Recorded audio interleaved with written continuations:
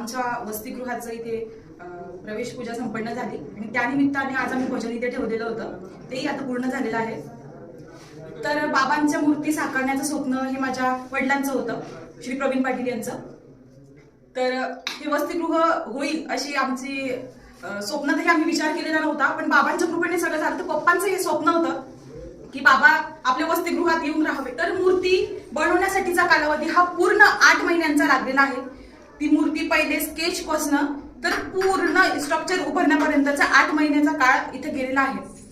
तसेच मूर्तीचं स्ट्रक्चर उभं करण्यासाठी सावंत पालघरचे यांना इथे बोलवलं गेलं होतं. सावंत म्हणजे ज्यांनी बाहुबली सेटअप उभं करण्यामध्ये त्यांचा एक हातभार होता, ते टीम मेंबर होते. ते सावंत त्यांना आपण इथे बोलवलं होतं.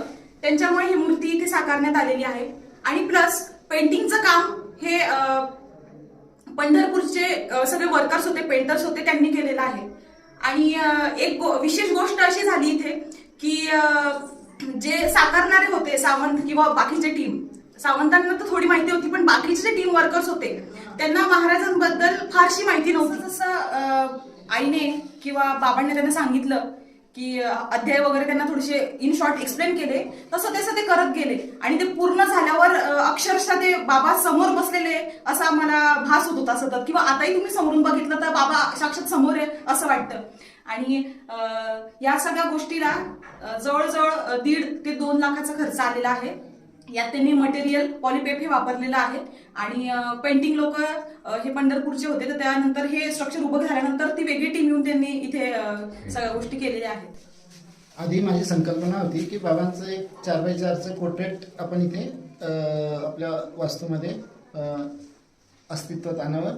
आणि ज्या टायमाला फोनवर आम्ही त्यांना इन्स्ट्रक्शन्स दिले, त्या टायमाला मेजरमेंट आम्ही काही सांगितले आणि त्यांनी तिकडे काही नोट केलं, त्या हिशोबाने ते एक्सपेक्टेड जी साईज होती त्याच्यापेक्षा 4 पट मोठं स्ट्रक्चर आणि मूर्ती स्थापन झालेली आहे. आणि जे काही झालं, जे बाबांच्या इच्छेप्रमाणे झालं. आम्ही आमचा श्वासोच्छ्वास जो आहे तो बाबांच्या इच्छेने सुरू आहे आणि त्यांच्या चरणात आम्ही सदैव लीन राहावं हीच बाबांच्या चरणी प्रार्थना आहे आणि इच्छा आहे.